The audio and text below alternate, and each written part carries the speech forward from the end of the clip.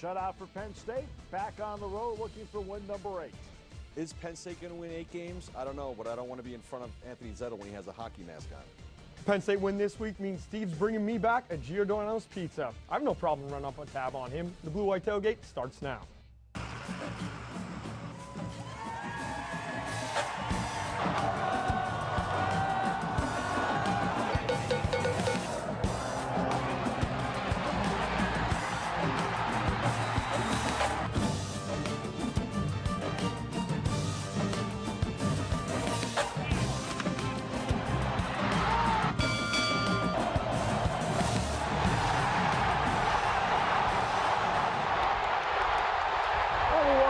To the Blue White Tailgate presented by Coors Light. That Giordano's pizza is going to taste awfully good for Andrew coming up on Sunday. I know that.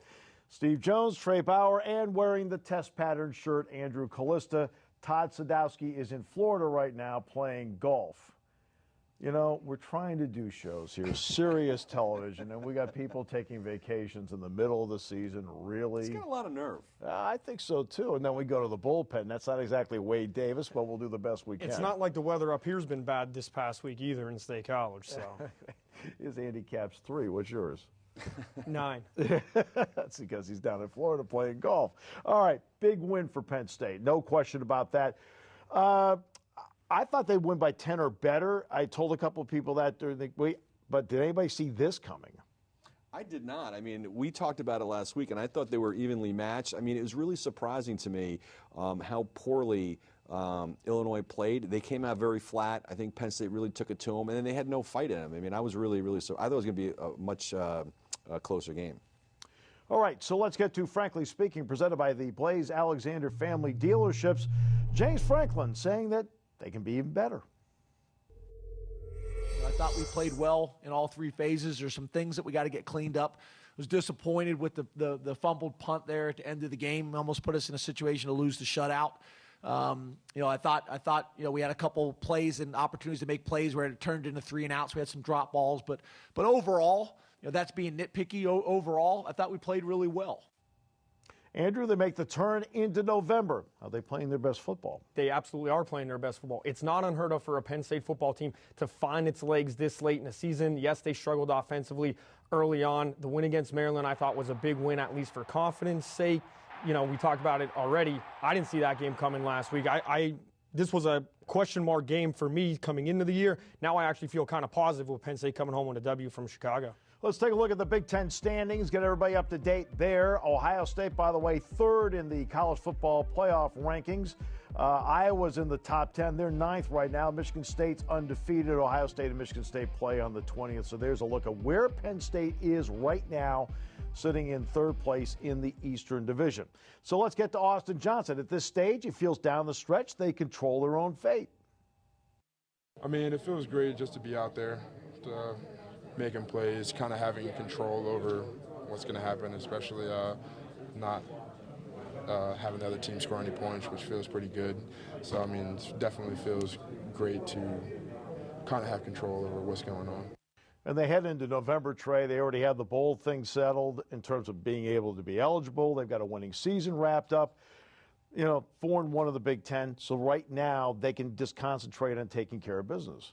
Yeah, I mean, the fact is that if you would have said to someone Penn State's going to be 7-2 at this point in the season, they might go, I don't know about that. But the fact is they played their best game this season.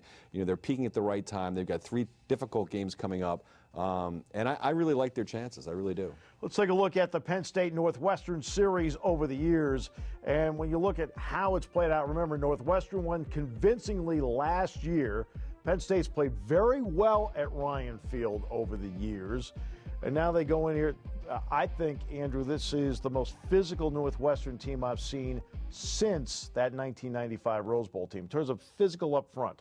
Well, does that surprise you considering who their head coach is? I mean, we watched them on film against Duke. They were able to be physical the entire game and just dominate them down there in Durham. And, they wear opponents down. They've done that all year. What they did to Minnesota, 27-0, was impressive. I think the last 2 games are kind of, outliers right there. I don't think that's truly indicative of what the defense is out there in Evanston. So I'm interested to see how it goes, though. Northwestern, though, 1-8 under Fitzgerald coming off a bye week since he's been there. So that's an interesting thing. We'll see how that plays out. But James Franklin does have great respect for what he sees from that Northwestern defense. Defensive line, they're able to get pressure on the quarterback. And the back end, they keep everything in front, and they tackle extremely well. Open field tackling, they do a great job. So they'll give you the hitch. You throw the hitch. You think you're going to get 8-9 yards, after the run, after the catch, and you get 6 yards. And Trey, let's take a look at the defensive comparison between these two teams and just break it down. And you can see really both teams right, Trey, in the same neighborhood. Yep. I mean, they're very, very similar. I will say that I think that Penn State's defensive guys up front are going to be really difficult to block for Northwestern. Northwestern does not have those playmakers up front like we do, and I think that's going to be a key to the game. All right, so coming up, we'll take a look at the Nittany Lion offense coming off a strong performance against Illinois as we continue with the Blue White Tailgate presented by Coors Light.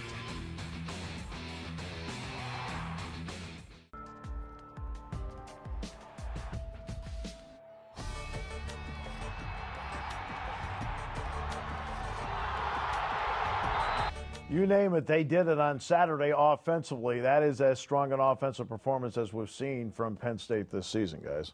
Yeah, I mean, the fact is that they were kind of hitting on all cylinders. They protected the football. They blocked extremely well, I thought.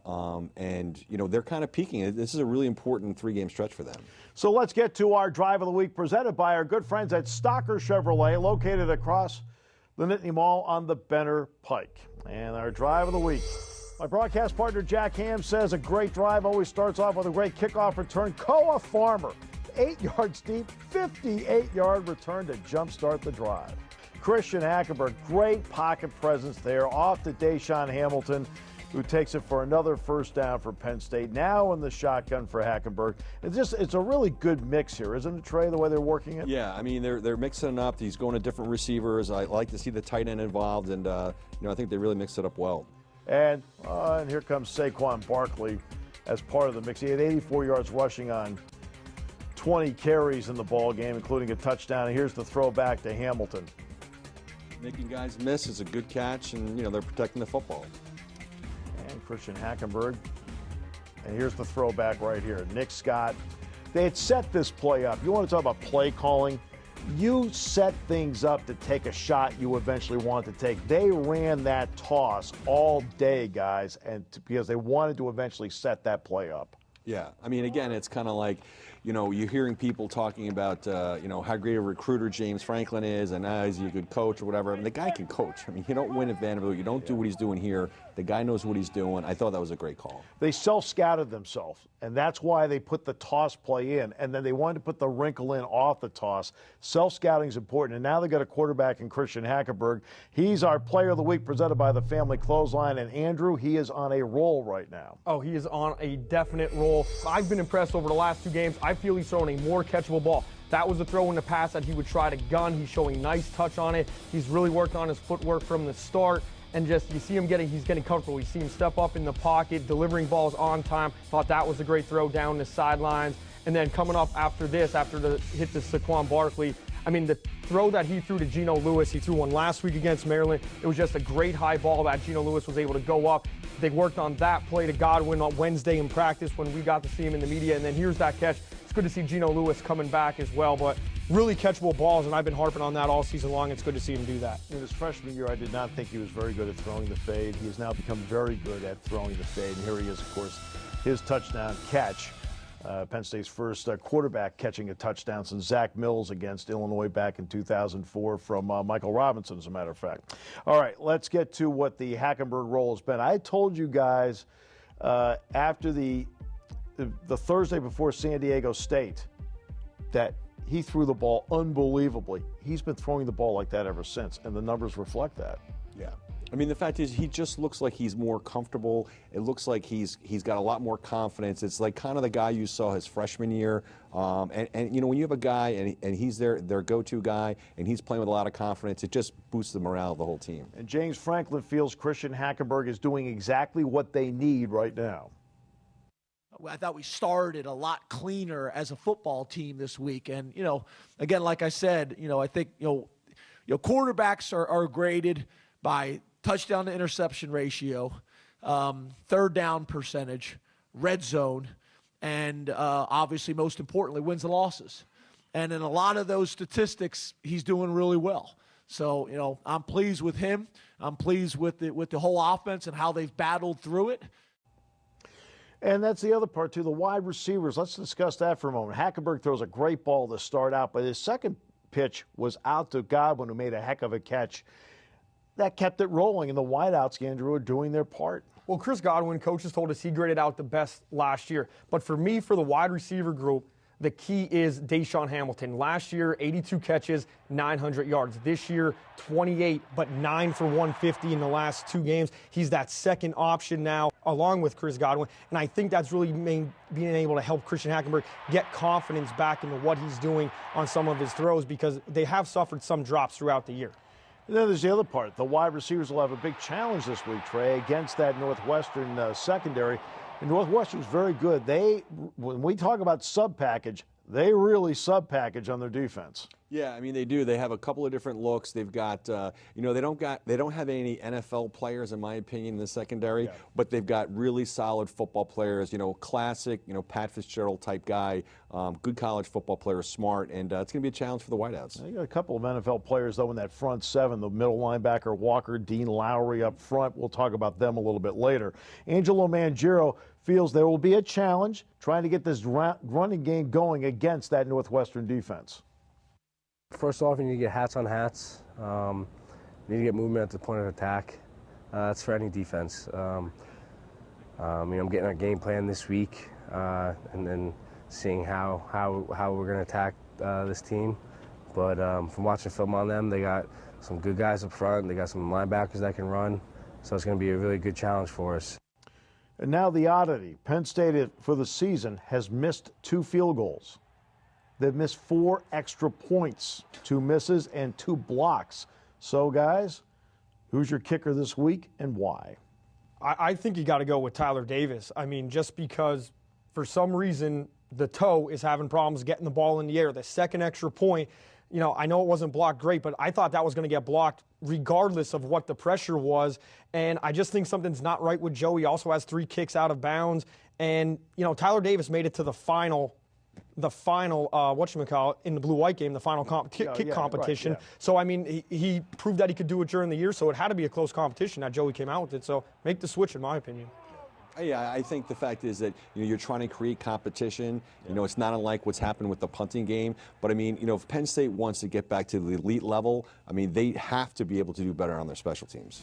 A little bit later, we'll have Trey talk about his theory on kickers. No. Coming up, we will take a look at the Nittany Lions defense as we continue with the Blue White Tailgate presented by Coors Light.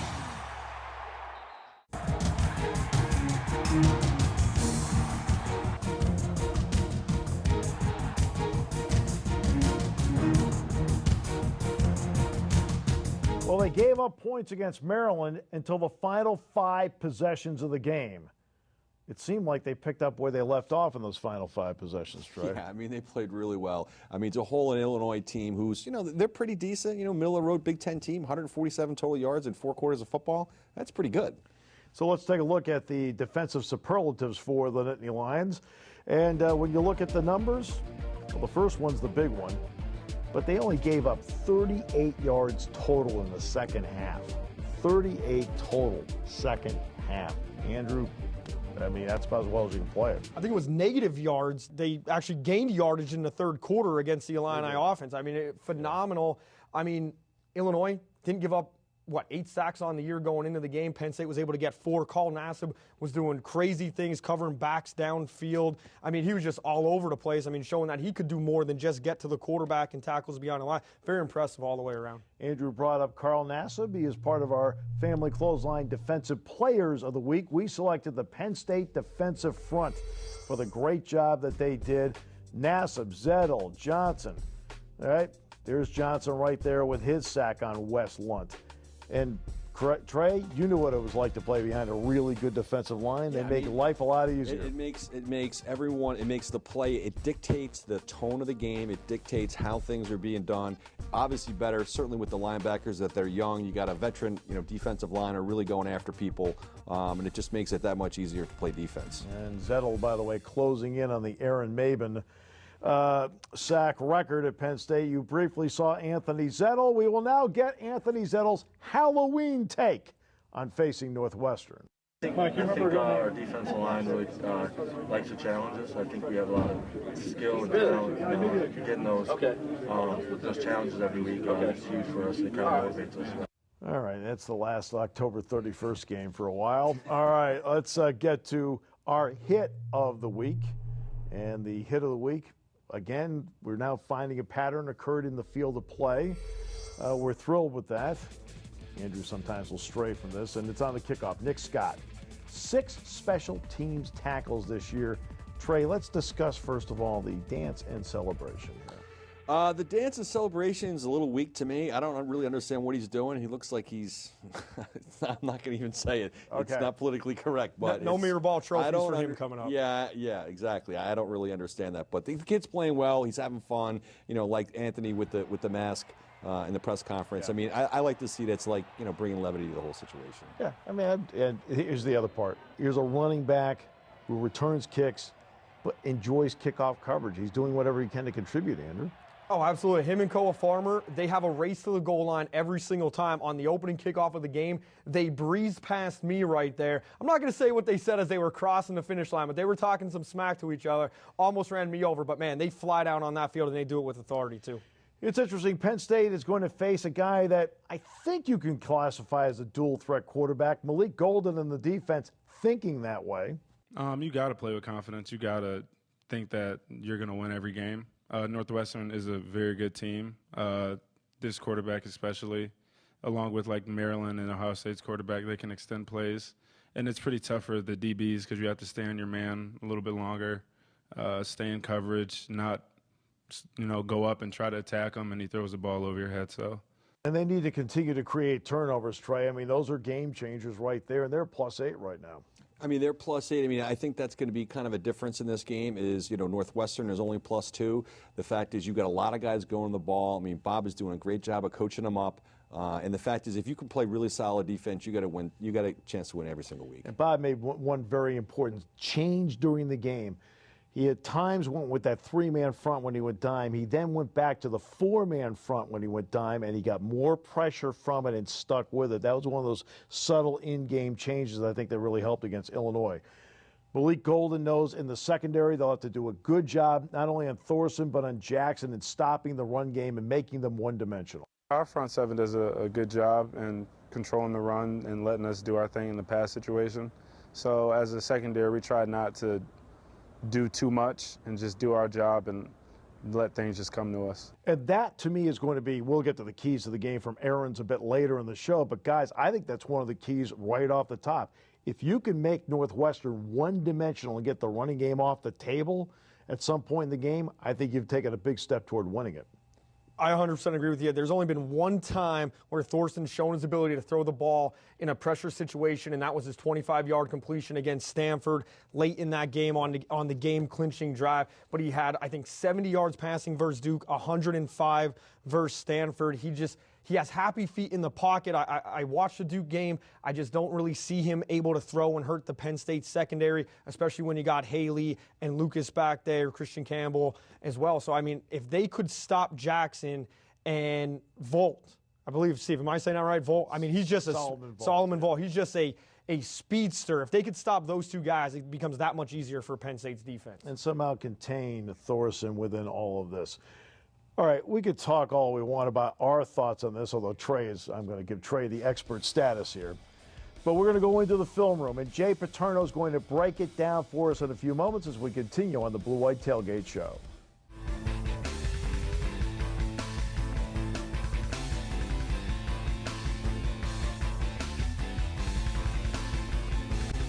Welcome back to the Blue White Tailgate Show. We are inside the film room with Jay Paterno. And Jay, I'm spent for not jog over on his huge studio. Just break it down for us, man. That was a big run you just made. I'm pretty impressed.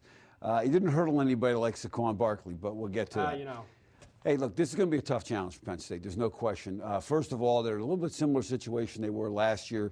They're coming off a good win. Everybody's telling them how great they are, how wonderful they are, and they're heading to a Northwestern team that's very good, and people don't have a real handle on how good they were. And last year it cost them. The other thing is it's a really tough environment to go out there and play. Having coached out there in 11 a.m. games, it would take us sometimes a quarter or so to really get into the flow of it because the crowd's dead. It's not a great place to play. I actually brought that up to Malik Golden on Tuesday. I believe I called them a bunch of golf clappers when something happens and it goes well. He said you just got to create their own energy. They're going to have to do that defensively going up against a running attack like this. You got to do it immediately right out of the gate. So let's take a look at what we're going to talk about today. And we'll talk about Northwestern's offense first. And one of the situations where they're really good, this game, I think, when you look at Penn State's offense, Northwestern's offense, and the defense is very similar. One situation where Northwestern really is better than Penn State, numbers-wise, is in third downs. Here you're going to see Michigan's going to bring 7 guys. And what Northwestern is good at is they're good in pass protection. They don't give up a lot of sacks, and they give the quarterback time to throw routes down the field. This is a 3rd down and 15 against Michigan. Let's take a look at the video, and you'll see all these guys from Michigan coming, and you're going to see that their quarterback has an awful lot of room to step up, throw the ball down the field, make a key first down. The next clip is just, you're going to see a 4-man rush, and again, he has time to stand up, a lot of room, nobody around him, and he makes a throw, makes a first down. Those are going to be keys. You can't talk about Northwestern's offense without talking about Dan Vitale. Dan Vitale is one of those guys. He's a throwback player. He's 6'2", 235.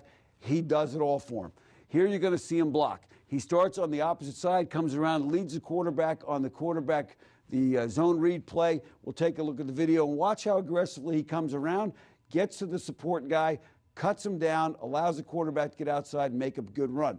As all Penn State fans know, that has been kind of an Achilles heel for this defense, is a quarterback that can run and throw. Now, this guy doesn't have great speed, but he does have the ability to make some plays. Now we'll take a look at Vitale as a receiver in the backfield. Again, this defensive end is going to look at Vitale coming across the formation. He's going to say, is this guy going to block me? Is the quarterback going to run it? And as you'll see, what ends up happening is they run a shovel pass. Take a look at the video, and you'll see the hesitation by the defensive end. Let's take a look at that video. You'll see him coming across. The defensive end just hesitates, and the quarterback flips it underneath, and now you got yourself a 15, 20-yard gain. And those are the type of plays that are going to help Northwestern move the ball, keep Penn State off balance, keep guys like Nassib and the up-front guys from getting really after him. And now the last thing we're going to show you is Vitale as a slot receiver. This shows his versatility. This is against Penn State last year. You'll see him come in, work against a secondary guy, get inside. We'll take a look at that video and watch again how athletic he is. This is a guy running a post, gets down there, hurdles the defender, gets himself a 20-yard gain to really move the chains and make some things happen for his team. I love Dan Vitale, Jay. I think he's the best player offensively that the Wildcats have. And ladies, he's a throwback player. He has throwback hair. You got to love the hair hanging out of the back of the helmet, though. No, that's not my thing. That's not your style. But I know the ladies at home are going to love it. Northwestern defense, they came in with the chip on their shoulder last year, really took it to Penn State. Struggled the last 2 weeks, but they're kind of outliers. The Michigan game and the game against the Hawkeyes as well. No question. And let's take a look at their base defense. We'll take a look at the slide here. And when you look at what they do up front, they overshifted the field. And one of the things you get with these guys is they don't line up on the center. They play leverage both sides, which changes your blocking schemes, puts a lot of pressure on your guards to handle guys in their face, and they take the safety down, weak support. Take a look at this play against Duke, and you'll see again, here comes the safety. He's down the backside. He gets involved in the run. Now, one of the things about their defensive coordinator, Mike Hankwitz. Mike Hankwitz has coached top 20, top 15 defenses at Wisconsin, at Northwestern. I called plays against them 5 times, and we did a very good job. But one thing you're going to know about them, these guys are going to come down. You take a look. Here's the weak side safety from depth. Watch him come up on a pitch play, make a tackle in the backfield. You'll see 2 clips here.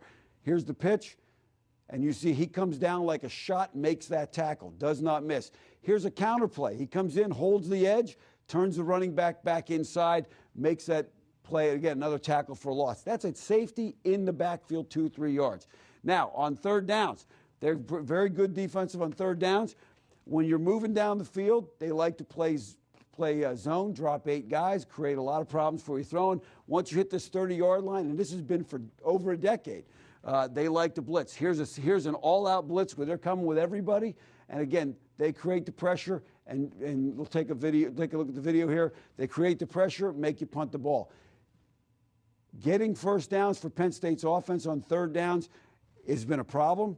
It's also been a strength for Northwestern's offense. If they can hold that football, they're going to create some problems for Penn State, keeping Penn State's offense off the field. Coach, a lot of people have this pegged as just, a one-score game, low scoring. Penn State Northwestern, no, it could go either way. These games have gone either way. We've gone and played them times where we thought we were going to score 10 points, and we scored 40, and vice versa. So, it's good, those things. Buckle up. It's going to be a great day. Coach, thanks a lot. Steve, Trey, and we're going to try to do as good a job as that when we come back on the Blue White Tailgate Show presented by Coors Light.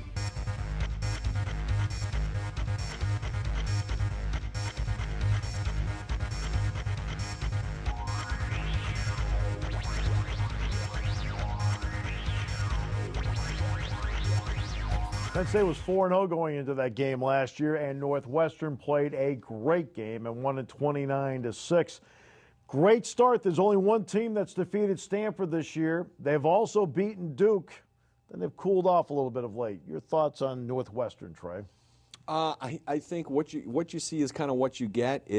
I think of Northwestern as really, really good high school football players. Kids are good in the classroom. They're good in the community. I think Pat's done a phenomenal job with that program. Obviously, him playing, being a great player there. They're going to be very well coached. They're not going to turn the ball over. They're not going to make stupid mistakes, and you really have to bring your best to beat them. They've stayed patient with him. He's kept his staff together. He's done a great job. Pat Fitzgerald, here's the file on Pat Fitzgerald and what Fitz has done. And look, I think a lot of people admire the job, Andrew, that he's done at Northwestern. Oh, how can you? I know there's some outliers in the fan base that want him gone for some odd reason, but Northwestern is a huge task to win out there, and he does a good job. They didn't go to a bowl game last year, which was disappointing. They had the loss in the Land of Lincoln Trophy. I know that's, Steve, that's your favorite trophy of all the Big Ten trophy games, but I think he does a phenomenal job. Well, they had to replace the Sweet Sue Tomahawk. That's what they did with it. All right. They were basically told they had to. All right, the Northwestern offense. It's really been no better than okay this year, except for the rush offense. You look at the rush offense, that's why I think you take that part away, you can beat them. Yeah, no, and you're being kind. They're not even mediocre. They're bottom of the Big Ten in almost every single category. The thing that's interesting to me is, as a defender or a defensive guy, is that you look at how many points that they're scoring. They're not really scoring many points. No. They're not.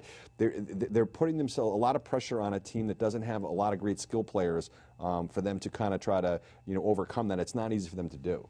Do those numbers, Steve, not look like Boston College last year, with running the football and then struggling to pass the ball? So I think that matchup for Penn State fans, it's very similar. Think of the Pinstripe Bowl, and then you could basically pin down this Northwestern offensive team. All right, so James Franklin feels Clayton Thorson at quarterback gives them an additional dimension. He's big and strong and athletic. He's a redshirt freshman, so he's still gaining experience. They did a little bit of the zone read stuff early on in the season. They went away from that. Most of his big runs are really just from scrambles off of drop back pass, and he's made some really big plays there. Of his last 178 yards rushing for Thorson, 170 have been off of scrambles to this point. Justin Jackson, really good tailback. Like him a lot. Christian Jones, their top wideout. Dan Vitale at the what they call superback, which is a combination tight end, H-back. He did a lot of damage against Penn State last year. He's a pro. Yeah. He's one of those guys where you go, okay, well, how did he end up going to Northwestern? Why wasn't he at Michigan State or Michigan or whatever? Well, he went there because he was probably overlooked as a high school kid, kind of worked his way into the lineup. Very, very tough. He's got a lot of athletic ability, and he's definitely a player for them. And they do a great job defensively. Look at the defensive numbers that Northwestern has put up this year, Andrew. And look, they're maybe middle of the pack, but those are solid, especially the scoring number at the top. Oh, the scoring, absolutely impressive. We talked about a little bit about the DBs. They're impressive. Not a lot of pros. Defensive line, very stout. Guys like Lowry, he's a bull. Yeah. on the edge. Anthony Walker, first career start last year against Penn State. All he did was pick off a pass and return of 49 yards for a touchdown. In the bump right there, you saw Xavier Washington get the sack on Christian Hackenberg that forced a fumble. So they got some guys that could play, especially in that front seven. And they might get Matthew Harris back, who fractured his cheekbones in a game earlier this year, and he already has 3 picks this year. He and Nick Van Hoos have combined in their careers for 11 interceptions, 5 for Harris, 3 this year, and Van Hoos has 6. James Franklin is impressed overall by what the Northwestern defense does. Yeah, I don't think it's one specific thing. I think, they're good on defense because they're very probably similar to our defense. They don't give up a whole lot of big plays. They're not out of position very often.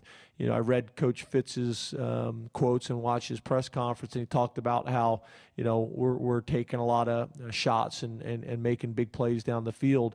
That's kind of what they do really well, is not give those types of plays up. And this is a defense, for the most part, Trey, that keeps the ball in front of them. And I think that's the most important thing I see from their defense. Yeah, I mean, they play a very solid scheme. I mean, if you think about, if you think back when Pat Fitzgerald was a player, I mean, he was a dominating player. They had some really good players. Not that they don't have great players, but the fact is they're schemed up very well. They're very well coached. They're all good tacklers. Exactly. They don't make a lot of mistakes. No, they know exactly where you're going with that. And Andrew, this is a sub-package team.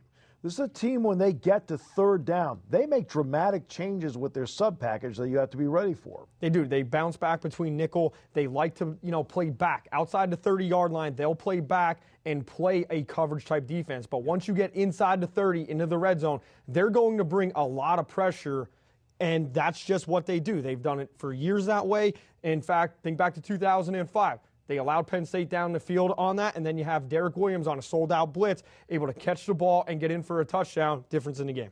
Yeah, they'll bring in Denebo and Chapman up front. They'll then go out, and they'll also bring in Nate Hall. They'll take one of the corners, Watkins, flip him inside, bring McShepard in. They'll bring 4 and sometimes 5 different guys into the game as a sub-package that Penn State has to be aware of. That's why we're talking about the sub-package part of it. They will do that continually. Well, coming up, Rick Pizzo will sit down and talk with our Andrew Clifton as we continue. Welcome back to the Blue White Tailgate Show presented by Coors Light. Time to bring in Big Ten studio host Rick Pizzo. Rick, thank you so much for joining us. My absolute pleasure. I know it's a big weekend for the folks in State College. Really telling game this weekend for Penn State on the road against Northwestern. A lot of people around the area coming in really thought this was a game that Penn State would struggle in. Your thoughts based on how Penn State performed last week compared to the last 2 weeks for the Cats? Well, I think when you look at Penn State, it all starts and ends with Christian Hackenberg. You don't have to be a football genius to know that. And when you realize that he has more touchdown receptions over the past 6 weeks than he does interceptions, that tells you all you need to know about his grasp of this offense. It took a while. Different guy with James Franklin, completely different offensive philosophy than Hackenberg shared with Bill O'Brien. You're starting to see guys like Chris Godwin really become go-to receivers, and I think Christian is feeling a lot more comfortable. That being said, Northwestern's defensive line is sneaky good. Dean Lowry is a tackle for loss just waiting to happen each and every time they snap it. So the biggest challenge for me as far as Penn State is concerned in this game is up front, the offensive line. Can they hold off guys like Lowry and blitzing linebackers like Anthony Walker? You give Christian Hackenberg time, this receiving core could get open against that Northwestern secondary. But that's a big if. It is if you give Christian Hackenberg time to make good decisions. Rick, one of the big criticisms around Happy Valley was John Donovan as offensive coordinator. How have you seen the offense evolve, especially the last 2 weeks, compared to early on in the season?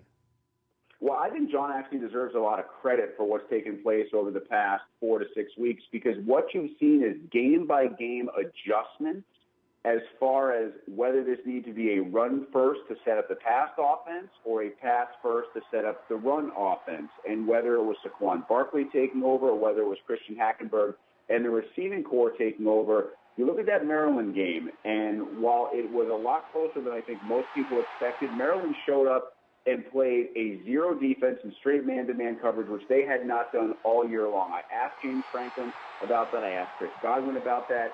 They both said, yeah, we did not see that at all on film. And so what we had to do is a quick in-game adjustment, and the offense picked it up very quickly. That, to me, is the sign of an offensive coordinator feeling a lot more comfortable in his skin and a lot more willing to make in-game adjustments. I know he's taken a lot of criticism. I think he deserves a lot of praise for the success they've had over the past 4 to 6 weeks.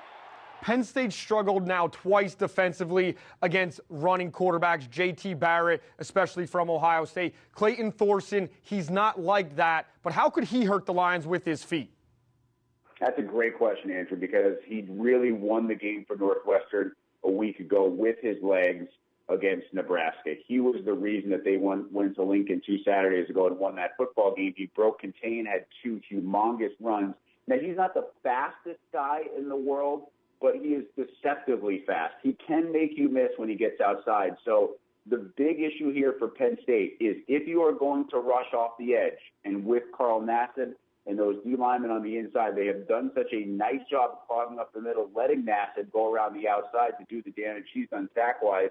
If you're going to do that, you need to be really lane sound. You cannot just rush up the field with your hair on fire, because Thorson will see those holes and take off. And I guarantee you that has been hammered into this Penn State defense, especially the front four and the linebacking core this week.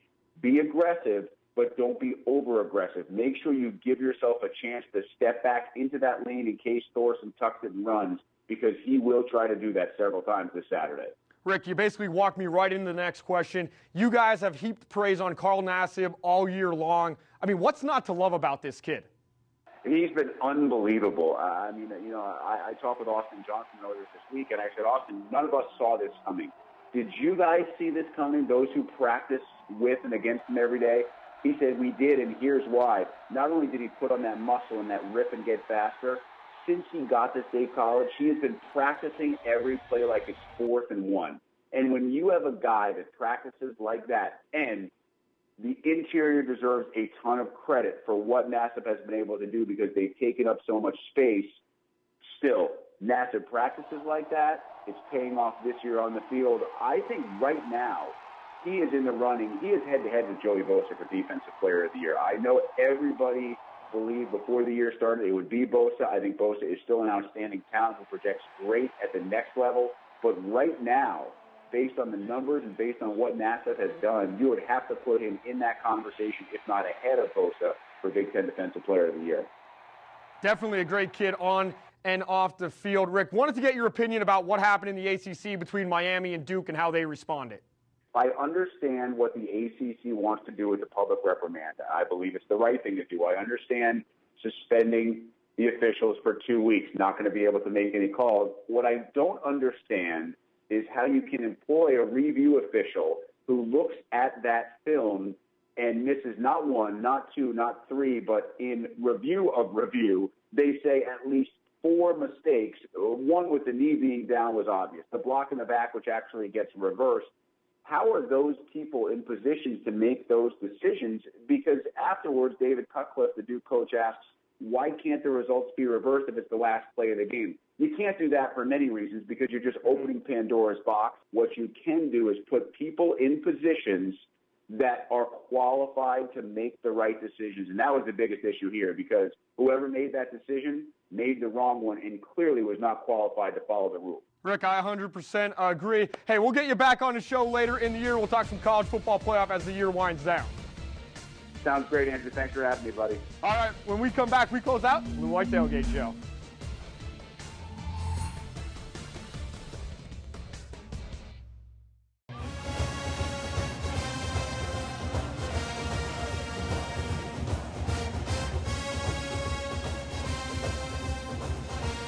We call it the G block. We like to think it's great. It starts with a G. Frank Beamer steps down at Virginia Tech, part of the old guard, now going away. Yeah, I mean, the fact is, he put that school on the map as far as football, ranked in the top 20 almost every year that he was there. I mean, literally, Virginia Tech was nowhere before he got there. Yeah. The fact is that he's done it the right way. He's done it with the right kids. I think he's a class act. He's going to be sorely missed. Yeah, and that gets us to the good, the bad, and the ugly, and I'll start out with the good because Frank Beamer is part of the good.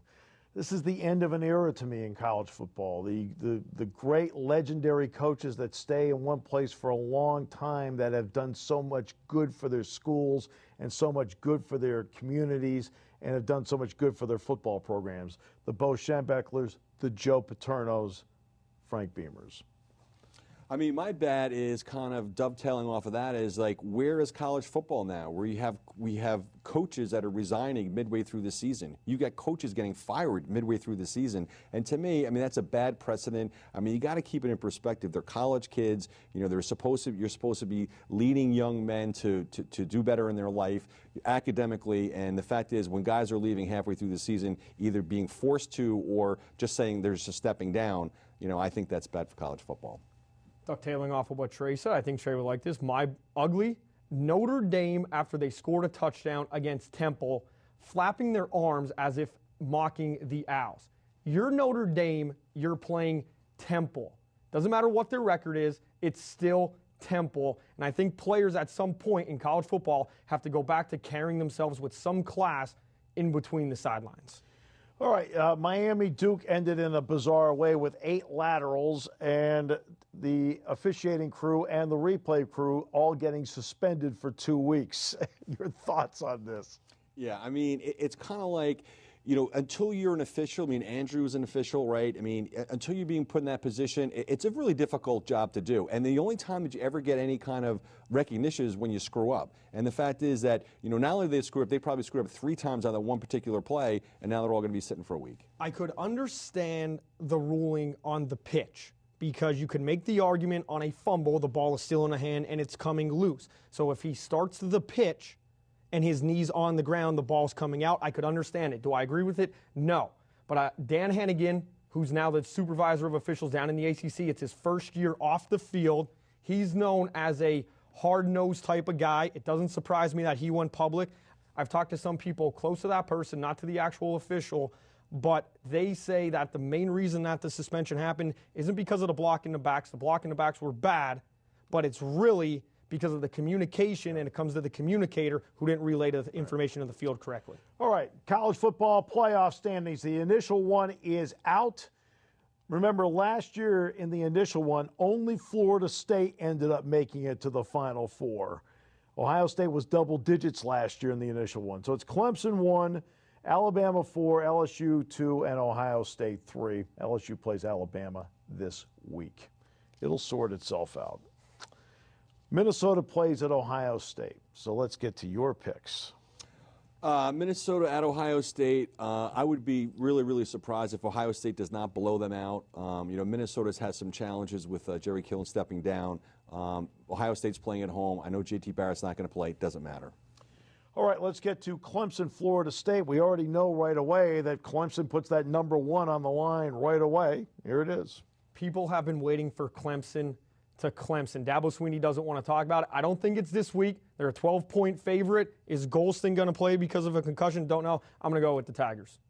Toledo lost on Tuesday night. Undefeated teams down to 10. That number gets reduced with this game as TCU plays Oklahoma State.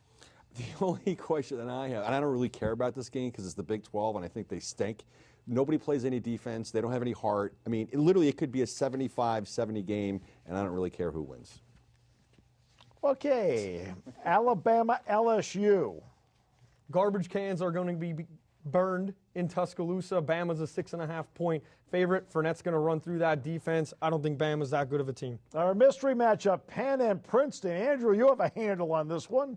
Both teams have 19 sacks on the year. I'm going to glance down here at my notes. Princeton, though, 2/3 of their touchdowns are of the running variety. Penn is on its 3rd quarterback. All signs point to the Tigers, so I'm going to pick the Quakers. Aaron's keys to the game. Trey goes first. The keys are going to be third down conversions. Can we prevent Northwestern, who's very good at third downs, if we can keep them below their average, I think that we have a really good chance to win the game. Andrew. Special teams for me. Penn State fumbled the punt last week. Northwestern, Volt can return kicks. I think that's going to be a big key. Penn State needs to balance the offense in this game and keep them off balance, and at the other part, must make them one-dimensional, so Thorson has to win the game throwing the football. Hope you enjoyed it. We enjoyed it. For Trey, Andrew, I'm Steve. Thanks for joining us in the Blue White Tailgate, presented by Coors Light.